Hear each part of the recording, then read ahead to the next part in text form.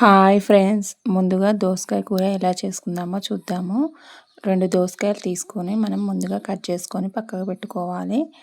అలాగే ఒక ప్యాన్ తీసుకొని ఆయిల్ పోసుకొని దాంట్లో పచ్చిమిర్చి, ఎండుమిర్చి, పోపు గింజలు వేసుకొని మనము ఉల్లిగడ్డ ఇవన్నీ వేసుకున్నాక పసుపు వేసుకొని కలుపుకోవాలి.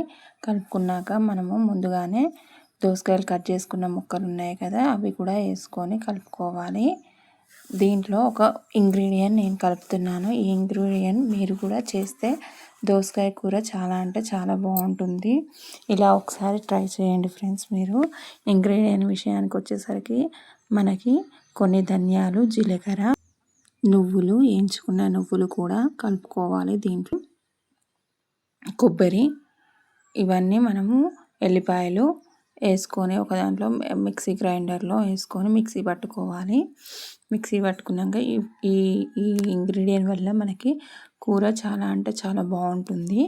మనము పట్టుకున్నాక సొరకాయ ముక్కలు ఉడుకుతుంటాయి. మనము ఈ పొడిని చల్లుకోవాలి. చల్లుకొని కలుపుకోవాలి. అటు ఇటు కలుపుకున్నాక మనము తగినంత కారము, తగినంత ఉప్పు, అలాగే మసాలా వేసుకొని మంచిగా కలుపుకోవాలి. కలుపుకున్నాక మనం కొన్ని వాటర్ పోసుకోవాలి. కొంచెం గ్రేవీ రావడానికి మనకి 2 పూటల కూర సరిపోతుంది.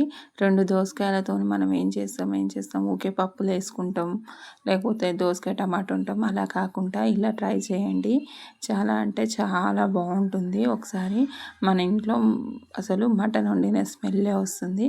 ఏమైనా స్పెషల్ చేస్తున్నావా అని మీ వారు అడుగుతారు, మీ పిల్లలు అడుగుతారు. ఫ్రెండ్స్, ఒకసారి ట్రై చేయండి. చివరిగా కొత్తిమీర చల్లుకోండి. చల్లుకున్నాక మనం కొన్ని వాటర్ పోసుకుంటే కొంచెం గ్రేవీ వస్తుంది. అవి కొంచెం మగిగాక మనము ఒక గిన్నెలో ఉంచుకుంటే సూపర్గా అంటే సూపర్ దోసకాయ కూర రెడీ అయిపోతుంది. ఈ వీడియో నచ్చినట్టయితే లైక్ చేయండి, షేర్ చేయండి, కామెంట్ చేయండి ఫ్రెండ్స్.